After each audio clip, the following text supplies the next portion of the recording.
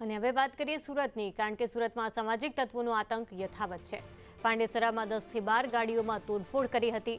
પાંડેસરા વિસ્તારના રામનગરમાં તોડફોડના દ્રશ્યો સામે આવ્યા છે। રાતના 2 વાગ્યાની આસપાસ આ તોડફોડ થઈ હોવાનું પણ અનુમાન છે। ત્યારે પાંડેસરા પોલીસે ગુનો નોંધી વધુ તપાસ પણ હવે હાથ ધરી છે।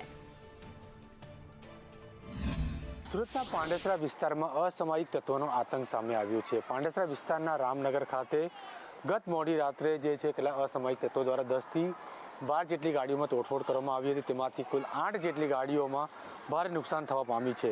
હાલ તો સમગ્ર મામલે પાંડેસરા પોલીસે ગુનોની તપાસ હાથ ધરી છે। ત્યારે જે લોકોની ગાડીમાં તોડફોડ કરવામાં આવી હતી ત્યારે તે લોકો જોડે સીધા આપણે વાતચીત કરવાનો પ્રયાસ કરીશું। ભાઈ જણાવશો આપનું નામ અને આપની કઈ ગાડી હતી, કેટલી તોડફોડ થઈ, કેટલા વાગે થઈ હતી? મારું નામ પ્રદીપ કુમાર ગૌડ છે। મારે આઈસર છે, બરાબર। મારી ગાડીનો નંબર છે JJ150161।